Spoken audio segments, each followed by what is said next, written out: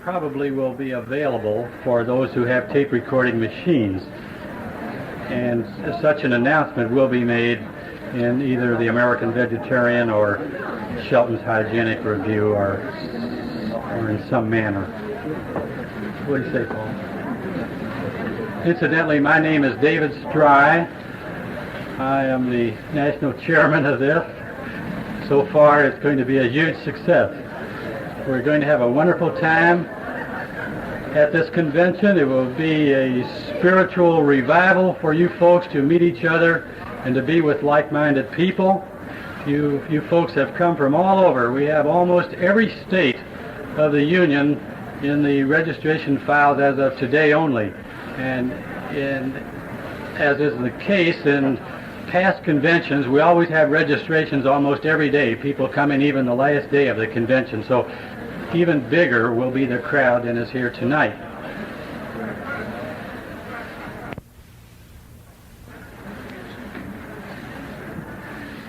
It is my pleasure as chairman of this convention to welcome all of you here, and we hope that you will learn a lot, that you will go away greatly benefited.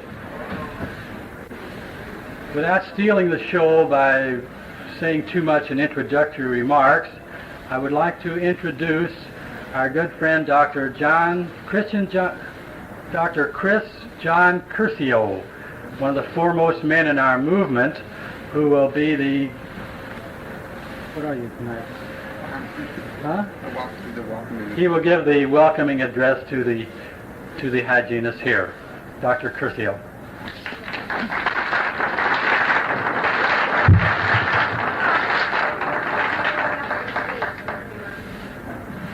It's with great pleasure that I welcome all of you here tonight. There isn't much that I can say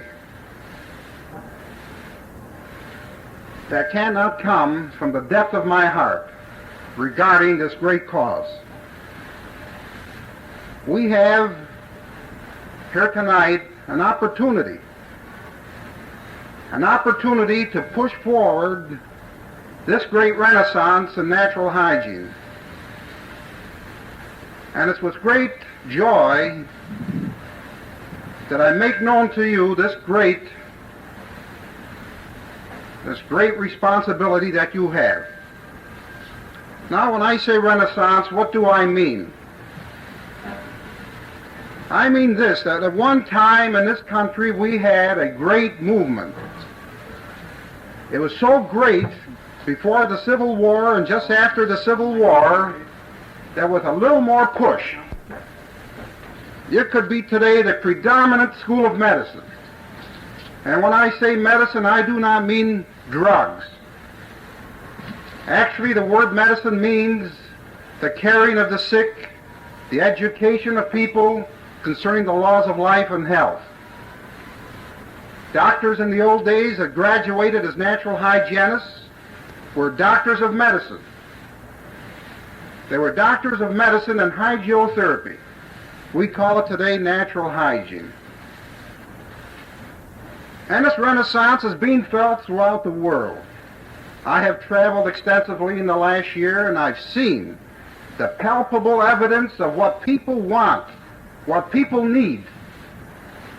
Actually, without coming before you as one of the saviors of modern times, I must say that there is no movement more basic, no movement more based on truth, no movement that can do greater good to humanity than natural hygiene. It takes in not only health, but takes in all of life.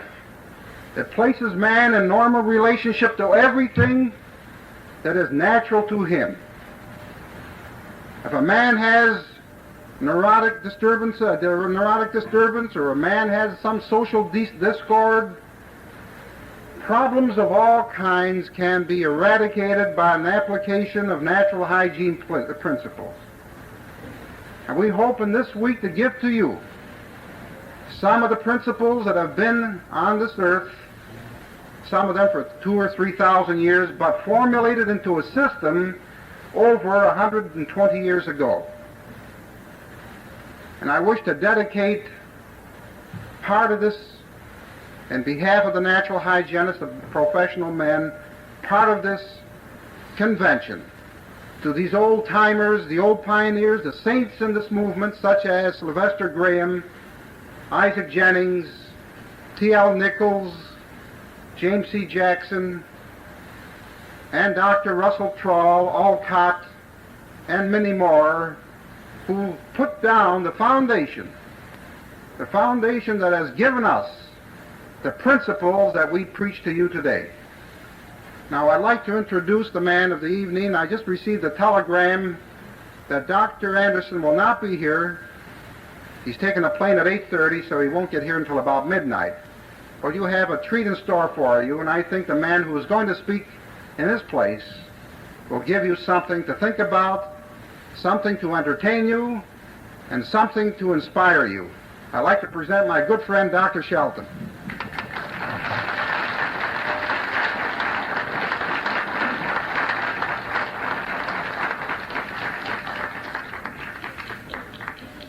Thank you, Dr. John Curcio. Frankly, I don't like this thing. I'd rather talk directly to you. But we're outside this evening, I hope for the last time. And I have to compete with these waves and wind over here, so I'll do the best I can with this thing. I do not know whether I can do as well this evening as Dr. Anderson could have done if he were here, but I'll do my best. Life is a master drama of nutrition and drainage under the control of the nervous system. Now let me stop and explain a little bit about what I mean by that statement. And I think before I'm through with it, I'll give you a rather broad basis and a comprehensive basis for a program of living that will not only enable you to get well if you're sick, but it will enable you to remain well after you get well or if you're already well. Nutrition is the sum total of all of the processes by which raw materials are converted into living structure. This simply means that it is the materials by which growth and development, repair and maintenance of the body, and reproduction are accomplished. To carry on the overall process of nutrition, the body is equipped with a whole series of organs that have as their functions the taking of the raw materials represented in water, air, light, and food, and converting these into usable substances, taking them into the bloodstream, and carrying them to all parts of the body so that they can be taken up by the cells of the body and converted into living structure. I do not intend this evening to give you a lesson in anatomy and physiology, but I do want briefly to recount a few of the organs and structures and systems and functions that are involved in this overall process of nutrition. We take in food in the mouth and we chew it. That is the first step in the digestion of food. We swallow it and it gets into the stomach, where it undergoes more of the digestive process. We have about 5 million minute glands embedded in the walls of the stomach that are engaged in secreting digestive juice to digest that food. After gastric digestion or stomach digestion is completed, it passes into the small intestine, where it comes in contact with other juices. The pancreatic juice from the pancreas, the intestinal juice secreted by glands in the walls of the intestine, and the bile secreted by the liver, all aid in the further reduction of that food to simple compounds so that it can pass into the bloodstream and be utilized. All of these structures, these glands and various structures that I have named, are part of the digestive system. The digested food passes from the small intestine by a process called absorption into the bloodstream.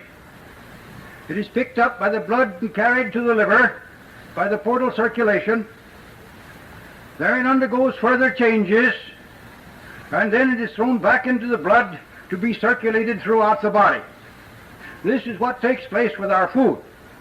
But this is only one of the raw materials of life. Water is another. We take that in by mouth also, and it passes through the stomach and passes into the bloodstream through the intestines, as does the digested food. But water requires no digestion. Another of the raw materials of life is air. We take it in through the nose properly. Some of us take it in through the mouth, but we should take it in through the nose. It is passed from the nose down through the respiratory tract into the lungs, where it is picked up by the blood. And it is carried by the blood to all parts of the body so that the cells may make use of the air. Now all of these structures that are involved in breathing, the nose, the bronchial tubes, the bronchioles, the lungs, the respiratory muscles, the walls of the chest in other words, and the diaphragm, are all part of the body's nutritive system, just as are the digestive organs. There is one other structure in the body that is part of the nutritive system that is not commonly thought of as being part of the nutritive system, and that is the skin. It is through the skin that we absorb and utilize the rays of the sun, and they're very important in blood building, in bone building, in nerve building, and so forth. So we should properly classify the skin as part of the body's nutritive system. And sunshine is one of the raw materials of life. When all of these substances have been taken into the bloodstream, there are glands in the body, known commonly as the ductless glands or the endocrine glands, that secrete substances known as hormones, that the body uses in making use of these raw materials and converting them into tissue and into substances such as other secretions and so forth that are needed in the body. These glands, too, are part of the body's nutritive system.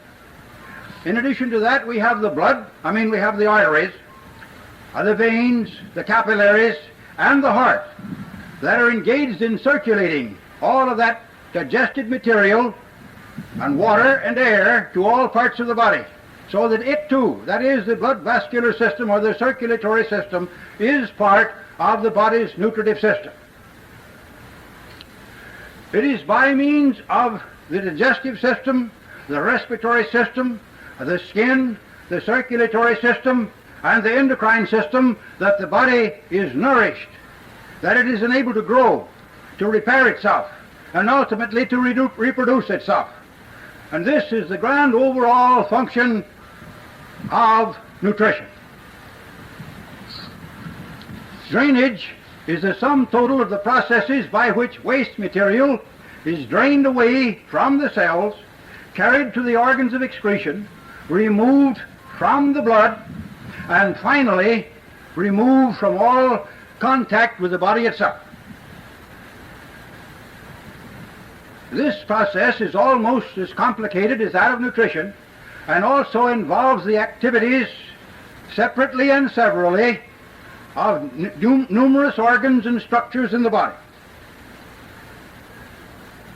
The first part of the work is done by the lymphatic system, which is a subsidiary circulatory system. This lymphatic system picks up the waste matter from the cells and carries it along through little channels that gradually merge one with the other, forming larger channels, and carrying it back toward the heart, and just before it reaches the heart, it is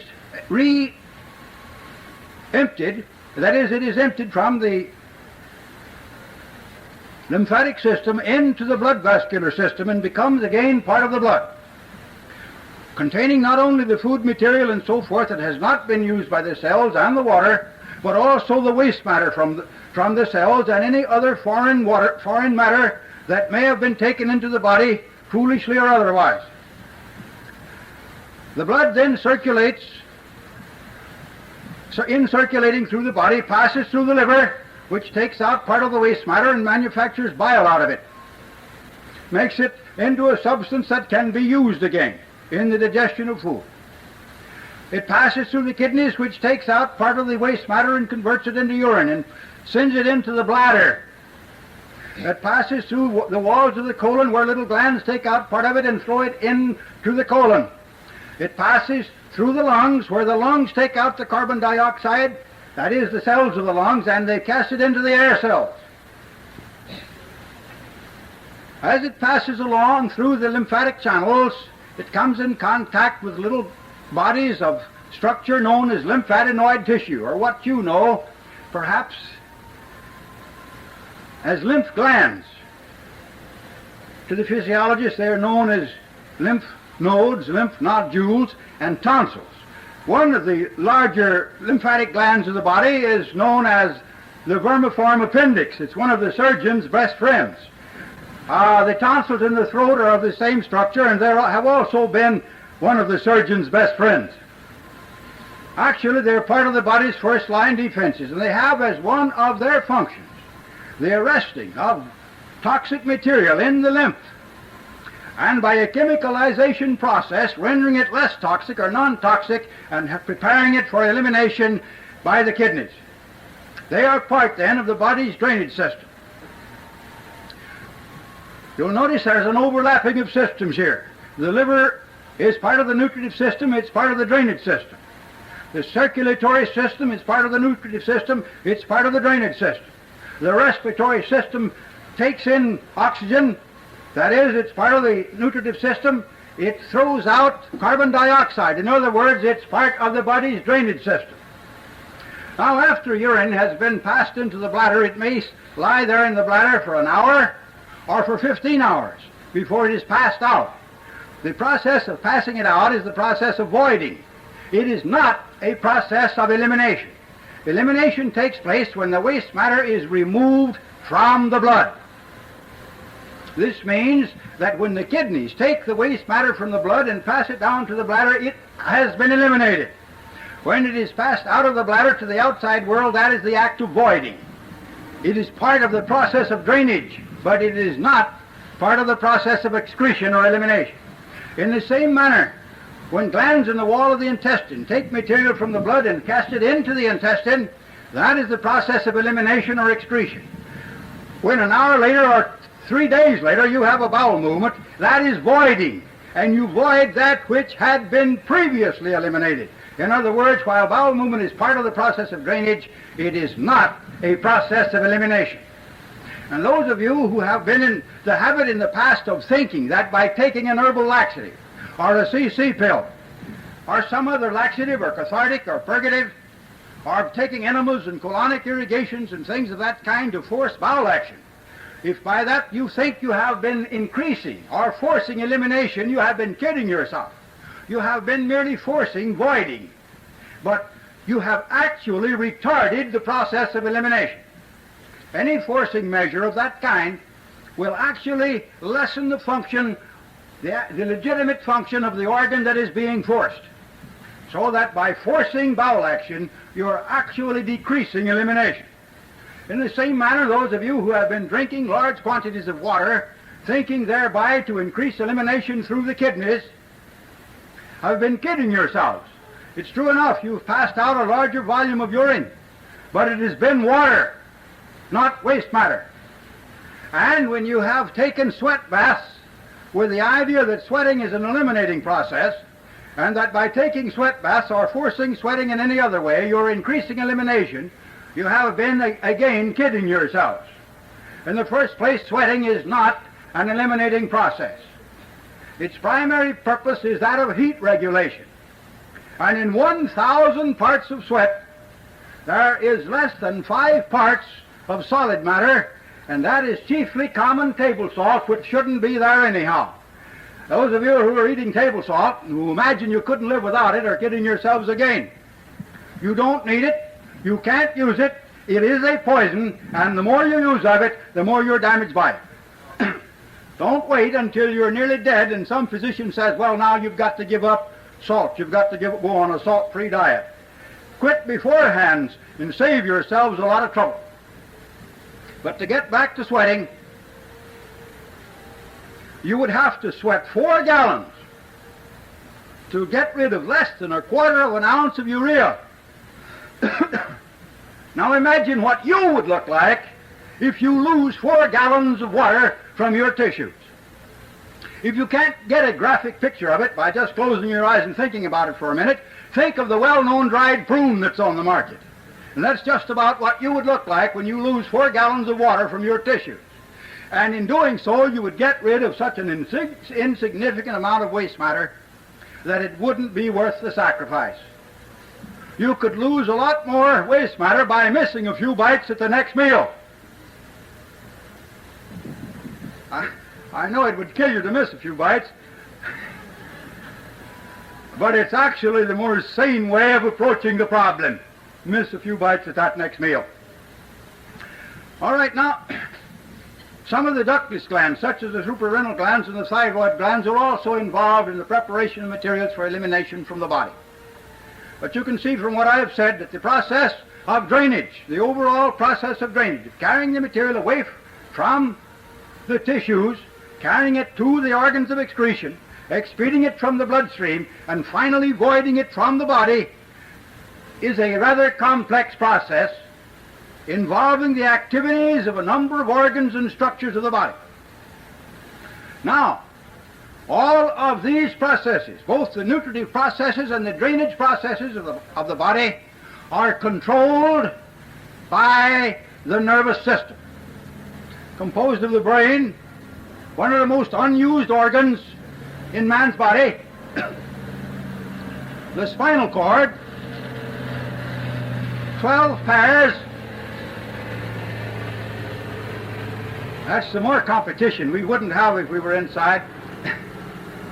12 pairs of cranial nerves and 21 pairs of spinal nerves and various plexuses and ganglions in the trunk of the body, such as the solar plexus, the cardiac plexus, the hepatic plexus, and so on. And from these structures go nerve fibers to all parts of the body. So true is this, that it has been said that if it were possible by some magic process to dissolve the human body of a man, the whole body of a man, except his nervous system, and leave that intact, so perfect would be the replica of that man that his friends would still be able to recognize him. That will give you some idea of how completely and thoroughly the nervous system ramifies the body. That will give you some idea of its importance in the control of function in the body.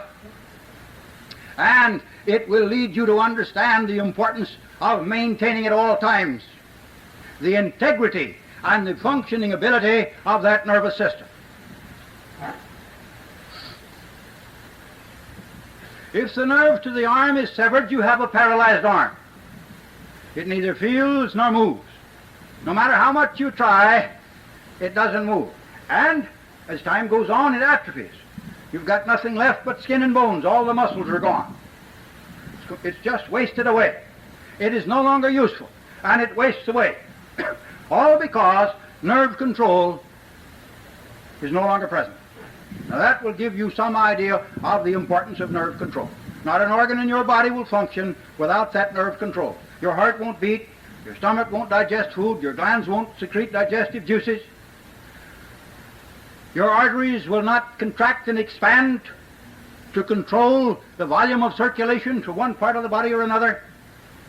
The liver won't function, the kidneys won't excrete urine from the body. Nothing goes on without that nerve control. So, the importance of the nerve control of the two grand overall functions of life, nutrition and drainage, is perhaps greater than you have ever realized. And this will give to you an understanding of how important it is to maintain at all times not merely the integrity of the nervous system, but its functioning capacity. Now, we do not know what nerve energy is, and we do not have to know what it is. Neither do we know what electricity is. But an electrical engineer does not have to know what electricity is in order to give you electric lights and electric power and electric heat, and to send messages through the air and pictures through the air, and give us the other phenomena, electrical phenomena that are so common to us in modern life. He needs to know the methods of generating electricity, the methods of transmitting it, and the laws and conditions of its operation. And that's all we need to know about nerve energy. We need to know how it is generated or recuperated.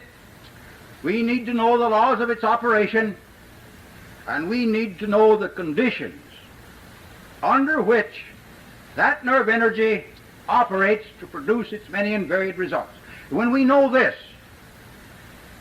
then we have the same control, the same accuracy of control over our functions of life as the electrical engineer has over electrical phenomena. We do not have yet as perfect knowledge of nerve energy and the conditions of its recuperation, of its dissipation, of its expenditure, as the electrical engineer has of electricity. But we are rapidly approaching that point, and the time is not far distant. It may be 20 or 30 years off, but it is not far distant when we will have the basis for a perfect science of health, or rather a science of life. And in this particular, let me call your attention to a fact that I believe most of you already know, but you've never given any thought to it. You know, we often know many things without realizing that we know them, without thinking about them, without making any use of them. All of you know something of gravitation. And I'm sure that every one of you understands that it is the same law of gravity that sends a balloon upward under one set of conditions and that brings it back to earth under a changed set of conditions. There is no change in the law. There is no change in gravity. There is a change in the conditions under which that law operates. The same law of gravity that floats a ship under one set of conditions sends it to the bottom of the ocean under another set of conditions. Without a change in the law, without a change in the force of gravity, but merely with a change of the conditions under which that gravity operates, you get opposite results. The same way in chemistry.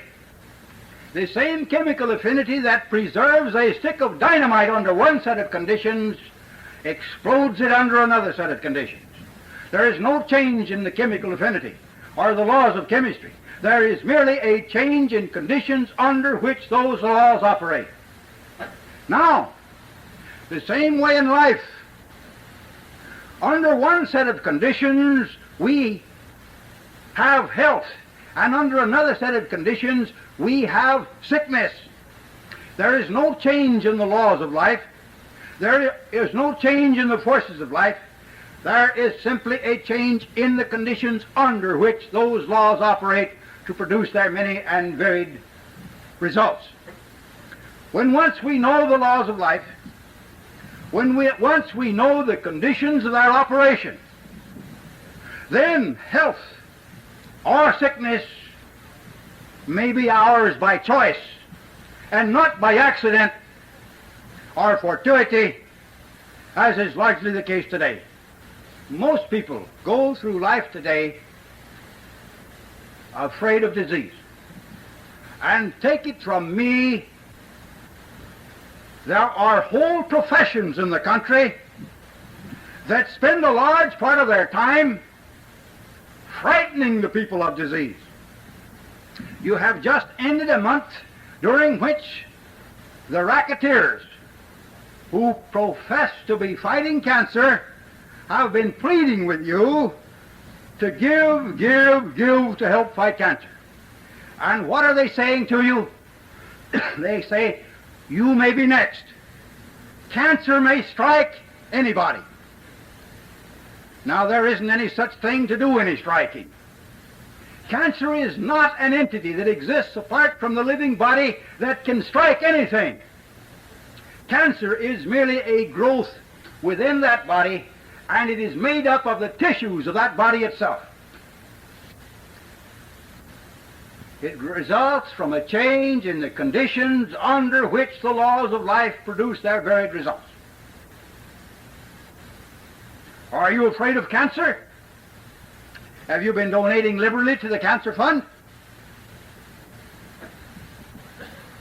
And I'll tell you that most of that money goes to pay the expenses, the overhead and the salaries and commissions of the people that collect it. And the balance of it is spent in torturing animals, literally torturing them. What for? I'm going to tell you a little story. I once had an artist draw a picture for me to run in my magazine. I got a lot of criticism about that picture. Some people didn't have a sense of humor. They thought I was desecrating a sacred subject.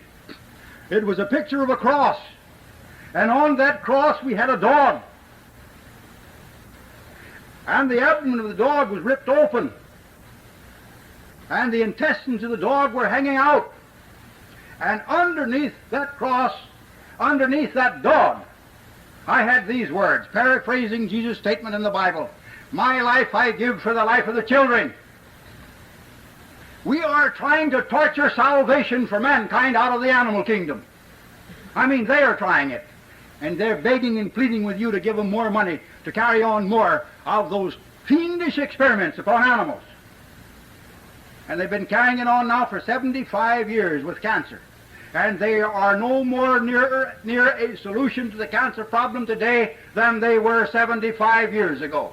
Oh, I know they keep telling you that they're on the verge of a discovery and they're going to have a cure soon.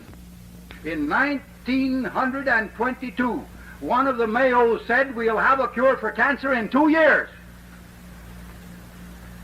31 years have passed and they still don't have it, but they're still promising. There are no greater promisers than those who have nothing to give.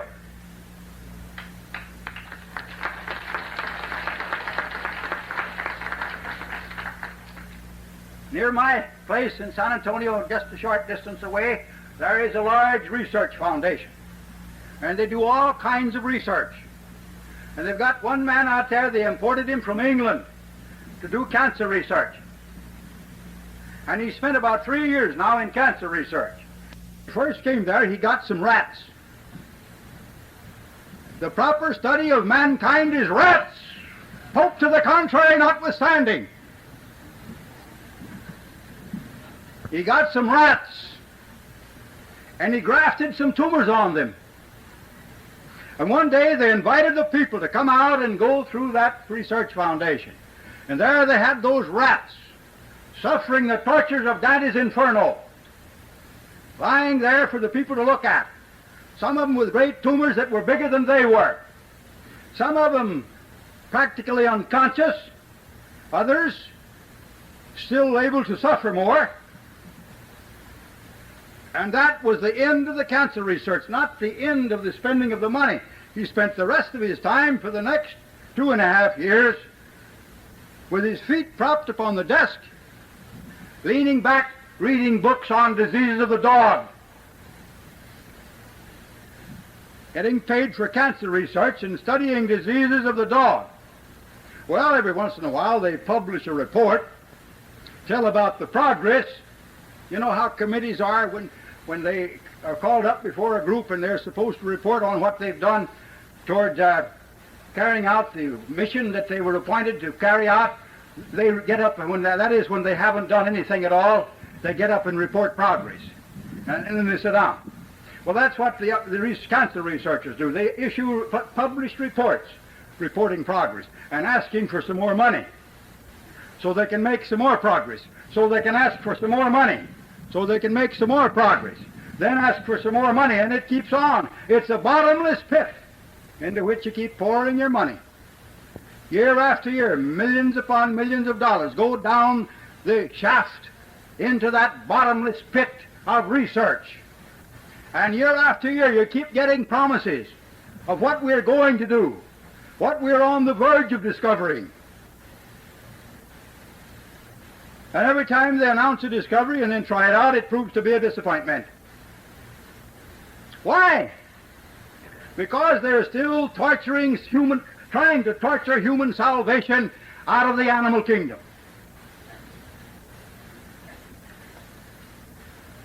They're seeking for a new plan of vicarious salvation, a means of enabling you to eat, drink, and be merry and not have to pay the fiddler.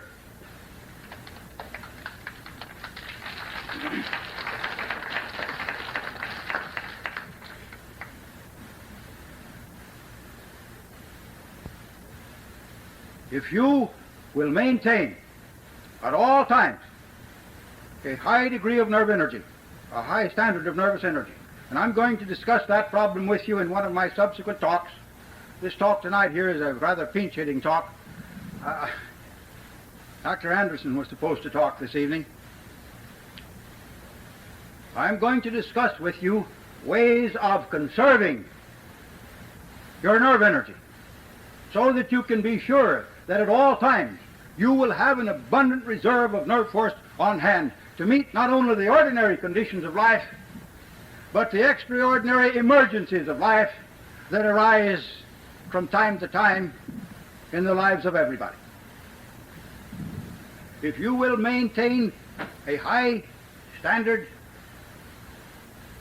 of nervous integrity, and how can you do it? Briefly, I'm going to say, without encroaching upon my coming lecture, that you can only do it by first-class habits. I'll discuss these in detail for you at that lecture. If you will do that at all times, you can guarantee efficient function of every organ and every structure in your body so that you'll have adequate nutrition and adequate drainage, and thereby maintain purity of your bloodstream, of your lymph stream, and of your tissues. And that means health. You don't need to kill any rabbits, nor torture any rats,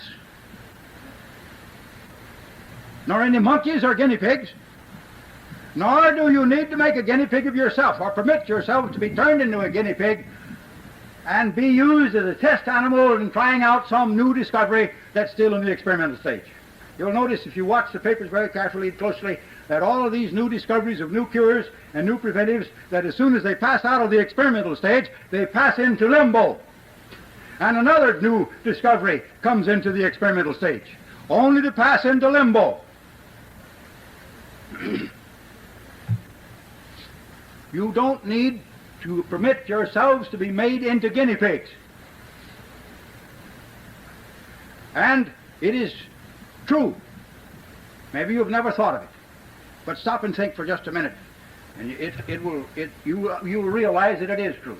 That every new drug, every new serum, every new vaccine must be tried out in experiments. They call it clinical tests, but it actually means nothing more than experimenting upon human beings before they are even partially sure that it has any value. You people, if you have been patients in the hospitals, in the clinics, and even in private practice, are almost every one of you sure to have been at one time or another the subject of a dangerous experiment. Some of you may be suffering now from the effects of such experiments. I often question whether or not human vivisection is not more common today than animal vivisection. Whether or not there is not actually more suffering in human beings today produced by that same wholesale experimentation that is being carried on upon human beings than is being produced in animals by vivisection. You're nothing but a guinea pig. The only difference between you and the guinea pig is that he doesn't willingly submit to the experiment, and he doesn't pay his torturer to do it.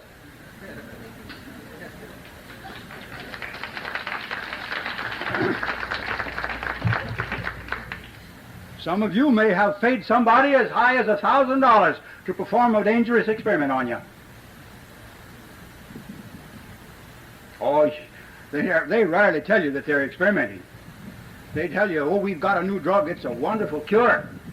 Do you remember the days when the sulfur drugs were wonderful cures?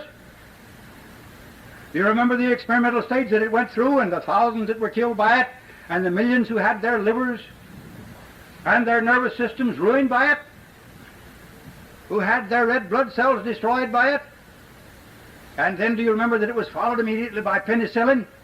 And have you read the magazines during the past year and the newspaper accounts of the damages to the human body that penicillin is causing? The experimental stage is about over. Penicillin is due for limbo. And the only question that's bothering them now is, what are we going to do when we give up penicillin? We have already cast so much doubt upon the old drugs that we used to use in yesteryear, and we haven't got any new miracle drug to fall back upon. What are we going to do? I wish they would develop at least 5 or 6 more miracle drugs. You know why? Because I think that the more they boost the miracle drugs, and the greater the failure of them, the more the public will wake up to what's going on. They only need about 2 or 3 more miracle drugs. They're complaining very bitterly now about the public's loss of confidence in them. And they're trying to blame it on what they say is 5 or 6% of the profession that isn't behaving like it should. I say that if they put all of that 5 or 6% of the profession that isn't behaving as it should, according to their standards, if they put them all to death tomorrow morning, and let the rest of the profession carry on in a perfectly ethical way, perfectly honestly, and with all the intelligence they have at their command, that so long as they continue to poison the sick because they are sick, they will not regain public confidence. Because all over this country the people are beginning to wake up to the fact that poisons are not the proper means with which to restore health. They are not the proper means with which to assure good nutrition. They are not the proper means with which to assure adequate drainage. And they are not the proper means with which to restore or to maintain normal nerve energy. They are not the proper means with which to remove the causes of disease. And let me tell you this. I want you to let this sink in deep into your consciousness. I want you to take it home with you and think about it. And I want you to keep thinking about it. Every time somebody comes along and offers you a new cure, and I don't care what it is, keep this thought in your mind. Curing disease without removing its cause is exactly like trying to sober up a drunk man while he continues to drink.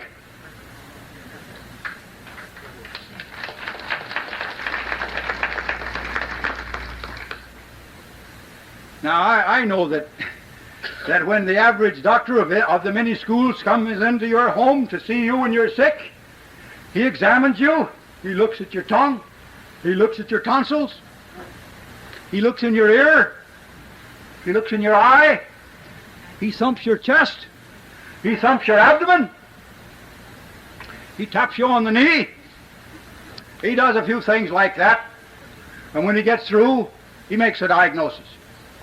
But has he found the cause of your trouble? No. And when he hasn't found the cause, he can't remove it. And if he can't remove it, he can't do anything of value in restoring you to health.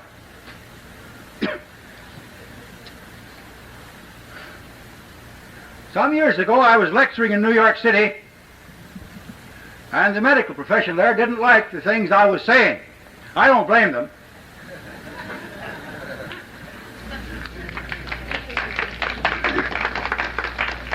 I don't like the things they're doing. Nonetheless, they engineered a little scheme there, and they got me sent to jail. I spent 30 days in Rikers Island prison. Now, can you imagine me practicing medicine standing here talking to you tonight? Is this practicing medicine? No. Well, that's what they accused me of, practicing medicine without a license, and that's what I was doing, lecturing. And they had two of their stool pigeons in my audience. One of them testified that I claimed that I had certain combinations of food that would cure certain diseases, and the other one backed her up in it. And I brought members of the audience into the courtroom to testify that I made no such statement. But it didn't matter. We were up before that great American institution, the jury. Only in this case it was composed not of 12 good men and true, but of 3 Tammany Hall judges. And they make up their mind what they're going to do before the case comes to trial and before they have ever heard any evidence. So I was sent to jail for 30 days. Well, while I was in jail, I thought I might as well make the best use of my time as possible. So I've got a copy of Dr. Alexis Carrel's famous book, Man the Unknown. And I read it. And it's one of the finest books that was ever written, because on every page it is a candid confession by one of the leading members of the medical profession that they don't know anything.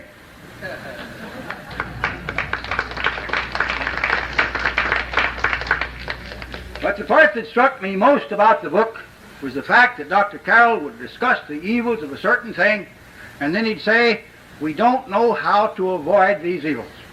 We don't know how to remedy this condition. Perhaps if we get enough money to carry on research with, in 100 years we may have a serum that'll enable us to do this without suffering.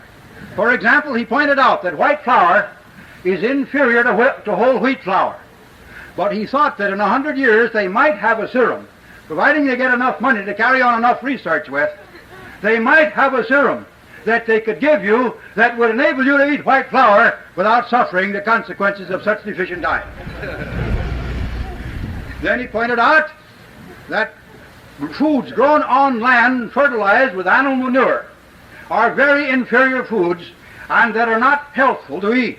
But he says we don't know what to do about it. Perhaps if we get enough money to carry on enough research, in 100 years we may have a serum that will enable us to eat that kind of food and not suffer.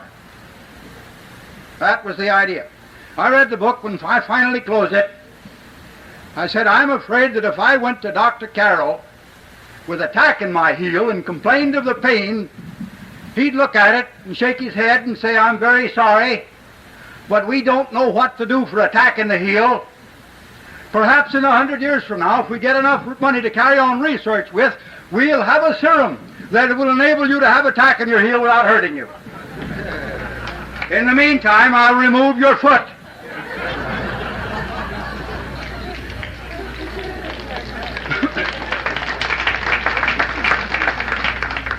Now, what is so simple? If whole wheat flour is superior to white flour, what is so simple as to say the logical thing for you to do is to use the whole wheat flour? No, we don't know what to do. We need a serum, and we need money to carry on research so we can discover that serum.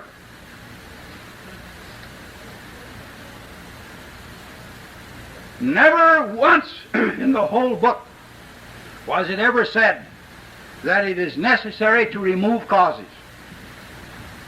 And only a short time passed when another famous medical man of the country carried an article in the Journal of the American Medical Association in which he made this statement: removing cause is quackery.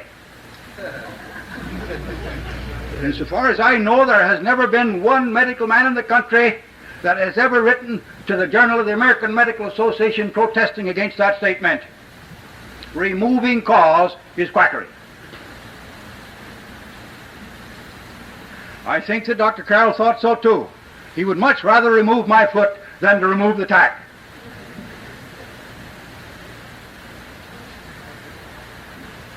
Keep it in mind, as I asked you to a while ago, when somebody offers you a cure. That curing disease without removing cause is like trying to sober up a drunk man while he continues to drink. It's like trying to cure the tire following work or exercise without rest. It's like trying to restore potency to a sensualist without requiring him to give up his sensuous indulgences. It's like trying to cure the effects of gluttony with a serum or a drug while the patient is still making a hog out of himself. It is like trying to cure the effects of worry while the patient continues to worry. The effects of fear while the person is still in a state of fear. You cure the trouble without removing its cause. That's quackery. I mean, removing that cause is quackery. Well, that's what they say, at least. The causes that have impaired your nutrition, the causes that have impaired the drainage processes of your body, that have, in other words, brought on a condition on the one hand of partial starvation and of self-poisoning on the other, are responsible for your suffering. And so long as those conditions are permitted to go on, so long as the causes of impaired nutrition and of impaired drainage are permitted to operate, you are going to continue to be sick. There'll be ups and downs in your illnesses. Some days you'll say you feel fine. The next day you'll say you feel terrible. One day you'll have a cold, and the next day you will imagine you have been cured because you took some antihistamine, or a dose of quinine, or an aspirin, or a hot foot bath, or a mustard bath, or something else. I know some people who treat colds by hanging their hat on the newel post of the balustrade of their stairway and going to bed with a quart of whiskey and staying there until they use up all the whiskey. Now, of course, they don't cure colds that way, but that's the thought. But it doesn't matter what happened to you, you imagine, or what you did while you had the cold, you imagine that cured you. Now, the fact is that colds last anywhere from an hour to 2 or 3 weeks, and the average cold lasts about 3 days, no matter what you do. Or if you don't do anything. You can start out from the city of New York in the wintertime in an open car without a heater and drive across the continent to Los Angeles or San Francisco, and you can have a cold when you leave New York.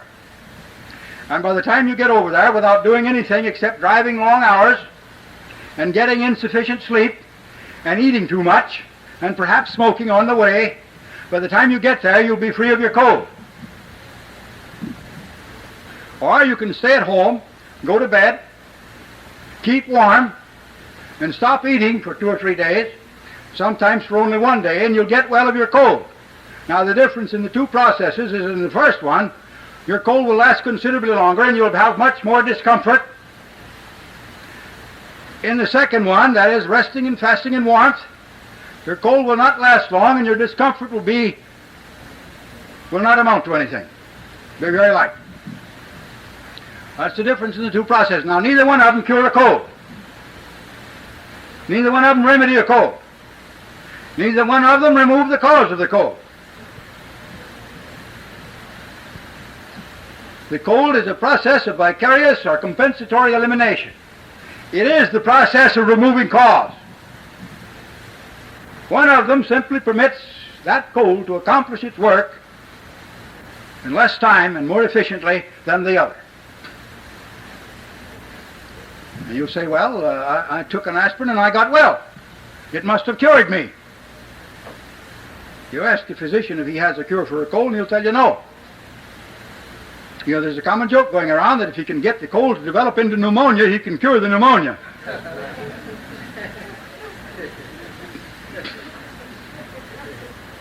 There's a story about a waiter in one of the Los Angeles restaurants.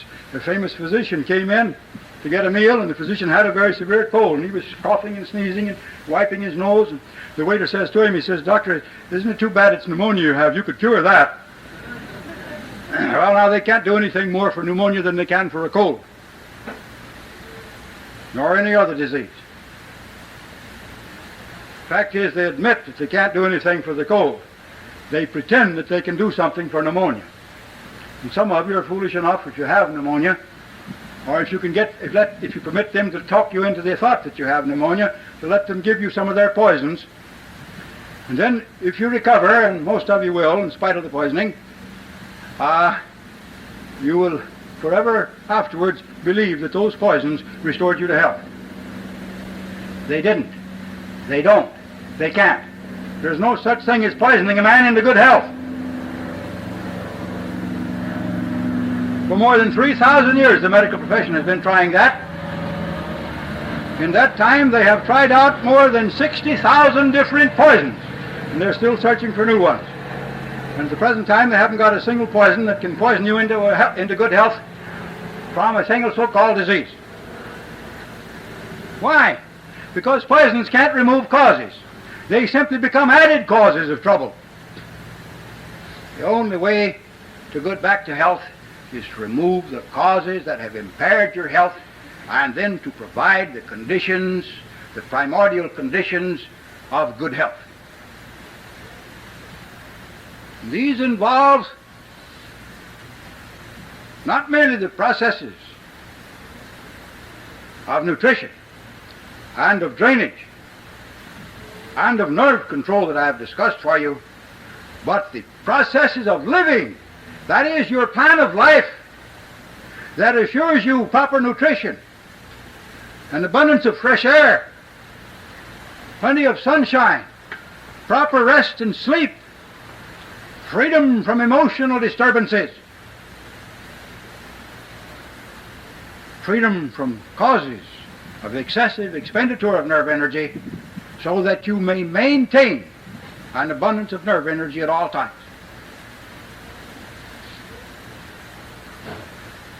When you know these few simple conditions that you can supply or provide yourself and for the other members of your family, then you can provide health and strength and length of life for yourself and the other members of your family. If you're a parent and you have children, it is important for you to know the conditions that guarantee at all times an abundance of nerve energy, so that your organs of digestion and absorption, or in other words your nutritive organ, and your drainage system can at all times keep that body of yours up to a high standard of health. Now I know that sometimes you're frightened. Perhaps this summer they'll be frightening you about polio. They've already collected a few $1 million to carry on some more experiments on monkeys and children. Last year they inoculated 33,000 children in Houston, Texas with gamma globulin. Half of them got gamma globulin and half of them got what they called an ineffective substitute. The implication being that the gamma globulin is effective. When it was all done, they announced that they had found that it produced partial immunity, partial temporary immunity. They didn't tell us whether that temporary immunity lasted 1 minute or 1 day or 3 weeks. And they didn't even explain what they mean by partial immunity. How you can have polio and not have it, or not have it and have it, or how you have half polio and half something else, I have never been able to find out from their statements, but you have partial immunity, so they say. Temporarily. It lasts a little while, according to them. How do they know? They've asked you for a lot of money now to get and a lot of blood donations so they can make up some more gamma globulin.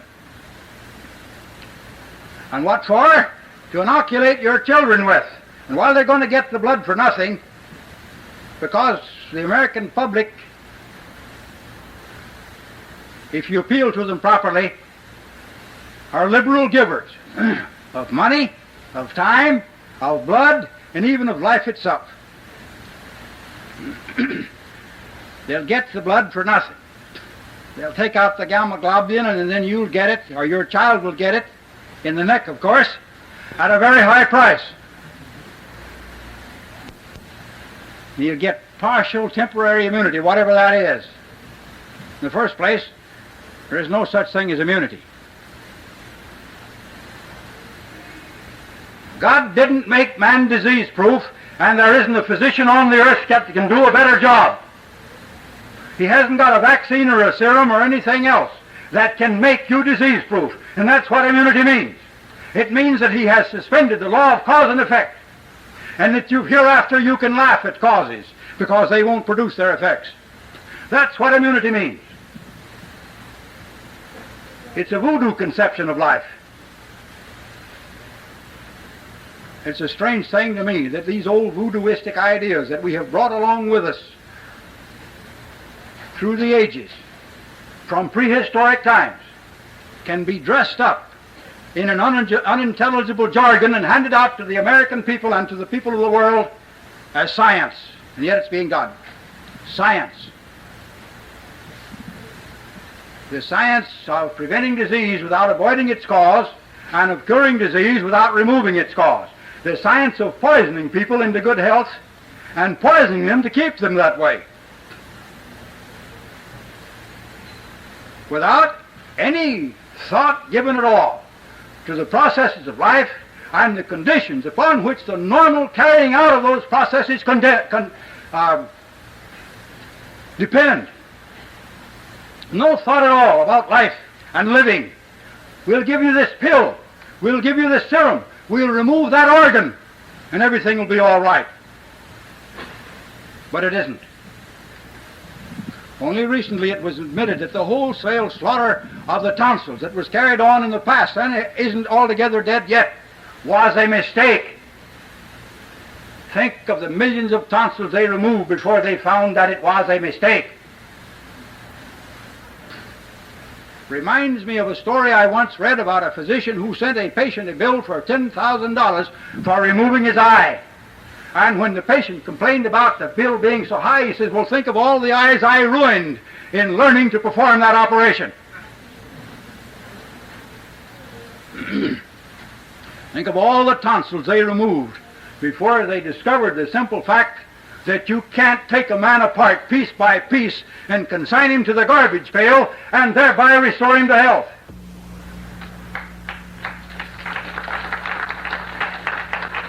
I have had patient after patient come to me who have had operation after operation. Their teeth were pulled.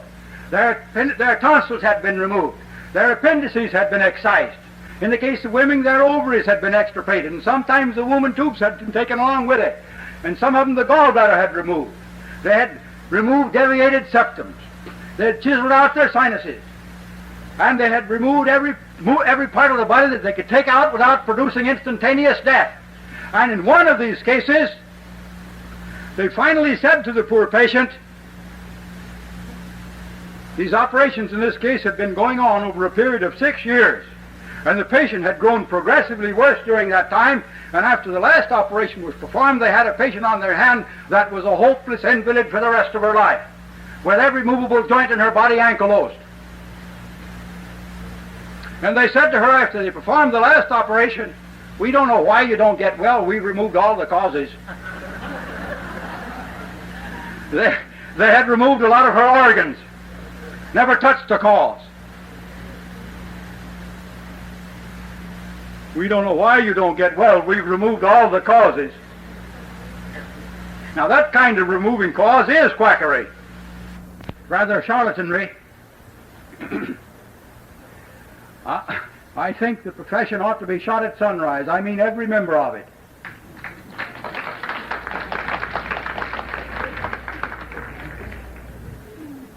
I know that's a rather hard statement to make, and some of you will think that I'm a bit radical. I'm proud of the fact that I'm radical. If you look up the meaning of the word in the dictionary and get its true meaning, you will realize that it's the highest compliment that you can pay to any man to call him a radical.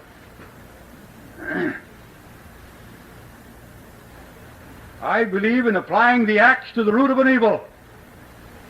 I don't believe in lopping off a few of the branches. And that's radicalism. That's the genuine article. I believe in going to the root and applying the axe right there. Whether we're dealing with sickness or dealing with some other type of evil.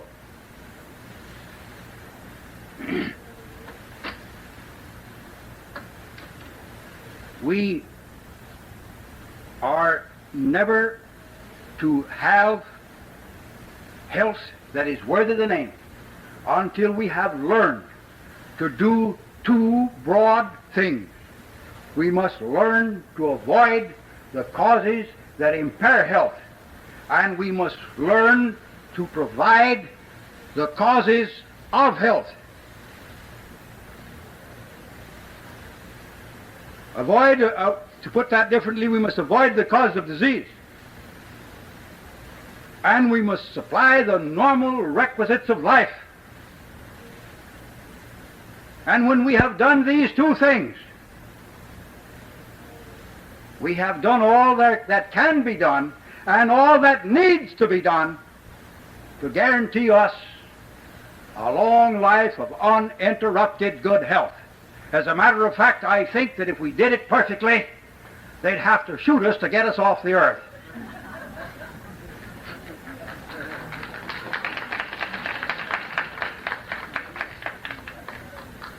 Now, I'm going to close, turn the meeting back to Dr. John Kershaw. But before doing it, I want to go back again to that Bible and remind you of a statement made there. I believe it was made by Jesus. And I want to emphasize the fact that it is as fully applicable to our subject here this evening as it is to anything in religion. He said, "Be not deceived, God is not mocked. Whatsoever a man soweth, that shall he also reap." Now, when somebody comes along to you and tells you, "Oh, it's all right to smoke, look at me, I smoke,"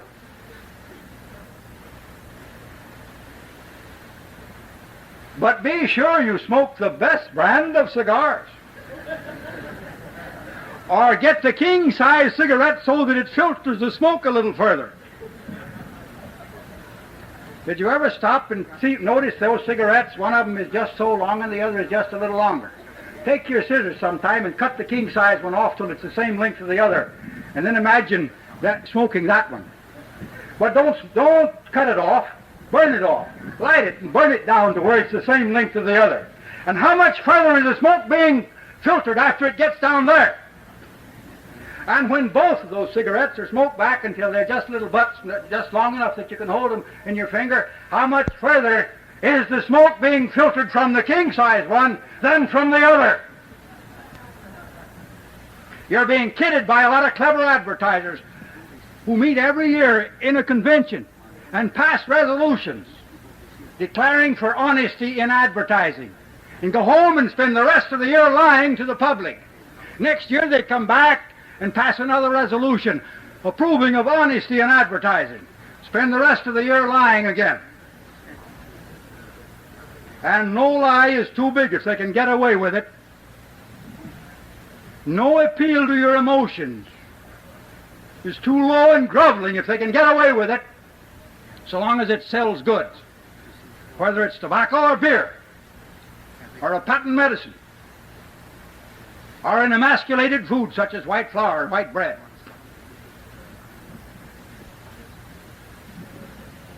They'll come along and they'll tell you, sure, it's all right to take these things, providing, of course, you take this pill. You can sow to the whirlwind without reaping. You can sow to the wind without reaping the whirlwind if you only take my pills, my vitamins, my mineral concentrates, my juices, my chlorophyll, or my amino acids, or my serums, or if you just have your tonsils removed, or in other words, have your throat cut. You don't have to worry about what you're sowing because you aren't going to reap. As a matter of fact, the only fellow that's going to reap is the doctor, and he's going to reap a harvest at your expense. Now keep that in mind. Don't let them fool you with these substitutes for a normal mode of life. And today, this thing that we call science, and I want to tell you this about these scientists. Even in these days of inflated money, you can buy them for a dime a dozen. The universities are turning them out in such great quantities that they're 10 cents a dozen with inflated money. And the research institutions, financed by the packing houses, the coffee companies, the cigarette companies, the makers of white bread, the manufacturing drug houses and so forth, these companies pay their salaries and they pay them to find the things that they want found. You can't depend on a thing they say because, well, they're serving their Caesar and they're serving him because he's paying. And they can't serve two masters. They can't tell you the truth on the one hand and serve the man who's paying their salary on the other. But these fellows, they call themselves scientists, and their one object in life is to find substitutes. Substitutes for a normal mode of living. We've got a Department of Agriculture in Washington that is spending millions of dollars of the taxpayers' money finding ways to produce powdered foods. Now, during the war, the boys were served powdered eggs. They didn't like them. After the war was over, the English refused to accept any more of our powdered eggs because they didn't like them. But now the Agriculture Department says they have found a way to powder eggs so that they're tasty. Not so that they're wholesome foods, so they're tasty. And they found ways to powder various other foods, and they're spending more and more money to make more powdered foods. Why do you need powdered foods? What's the matter with the good old-fashioned foods that old Mother Nature has been turning out all these millions of years? That you and the whole animal kingdom have been doing fine on through that time. And then I see a lot of you out there who have these eye crutches slide your noses. Most of you have got them there because somebody bluffed you into the belief that you need them, not because you actually needed them. That's one of the crutches that science has provided for you. Today you can see hundreds of people walking around with a little thing sticking in their ear there. They call them hearing aids. The logical approach to problems presented by defective hearing and defective vision is to try to restore the ears and the eyes and the various mechanisms associated with these organs to a normal condition so you can see and hear without crutches. But it has gotten to the point now where it's almost sacrilege, or perhaps I should say heresy, to be found without glasses. Everybody wears them, even little children are wearing them nowadays. Nobody is trying to restore normal vision to the people. They're trying to saddle their noses with eye crutches. Why? Because there's plenty of money to be made out of the manufacture and sale of these crutches that further cripple the vision of the people who wear them. And on through the whole list of things, of substitutes for normal living and normal function that so-called science is offering us today, one crutch after another. Is there something wrong with your pancreas? Here is some insulin we took from some goats or some hogs here in the stockyards. We'll give you a shot of insulin.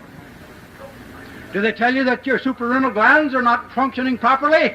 Well, we'll give you some adrenaline. Is the thyroid functioning subnormally? Hypothyroidism? Well, then we'll give you some thyroxine or thyroid extract. No, we will not attempt to restore normal function to the thyroid, or normal function to the pancreas, or normal function to the adrenal glands. We've got a crutch, and we can sell you a crutch, and you can keep taking these shots at intervals during the day for the rest of your life, which will be a short one. Crutches, crutches, crutches as substitutes for normal living. That's what we're getting today from this thing that we call science. And if science, so-called science, has its way, the time is not far distant when we will have forgotten that there is any such thing as nature, or that there is any such thing as a normal way of life. We will have forgotten that there's any such thing as health when we reach that point too.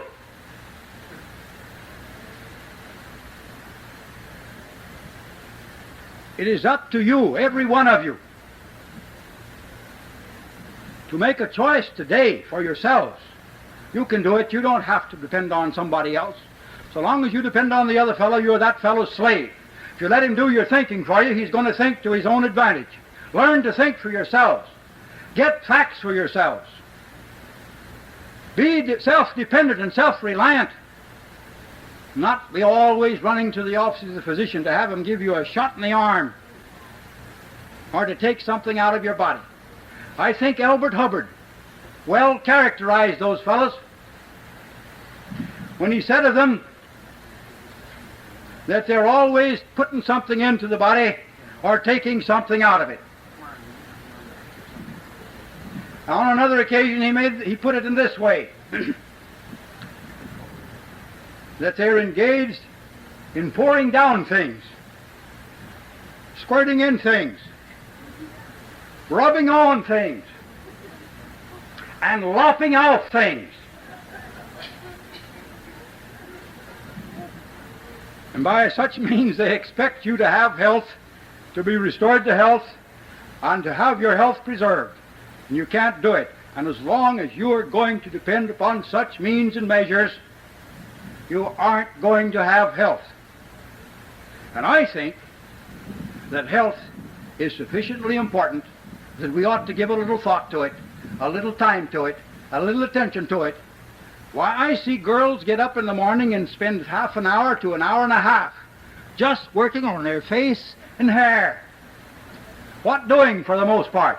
Trying to cover up the evidences of ill health. If they'd spend half that time every morning taking care of themselves properly, they wouldn't need all that camouflage. 2-coat jobs and 3-coat jobs they put on their faces, it wouldn't be necessary.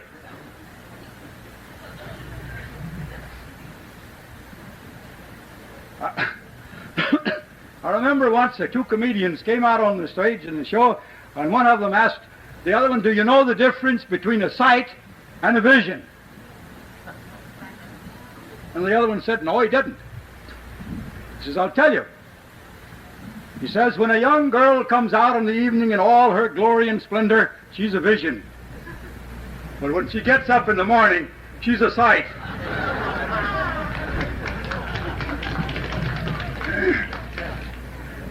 Well, I was once, when I was a boy, I was doing some work in the backyard of a man, and a girl that I didn't know came out, and she had just gotten up, and she was really a sight. Blotches and pimples all over her face.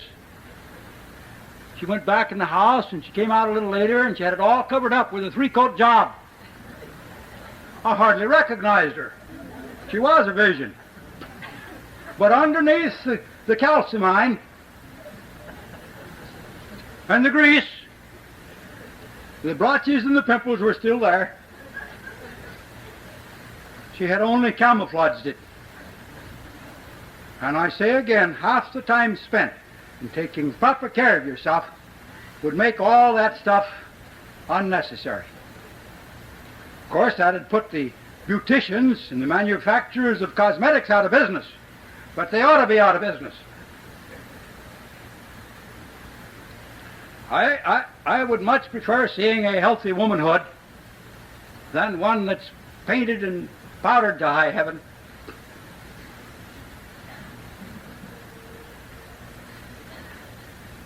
I think it was Ed Wynn who used to sing, "Believe me, if all those endearing young charms, so powdered and painted today, are viewed in the morning, we start with alarm because they have faded away." How true it is. Health is the only thing that doesn't fade away during the night. And I say to you again, and I'm going to quit now, let us give some attention to our health. Let us attend all of these sessions of the convention. Bring your friends and your relatives and even your enemies along with you. And if we have any enemies about there, bring them in. We'll try to make friends out of them. Bring them along. Give them an opportunity to hear some truth about health, disease, and healing while this convention is going on. Learn something for yourself, something that you can make use of, something that you can carry with you through your life, and make that life a long, happy, healthy, and useful life. Thank you.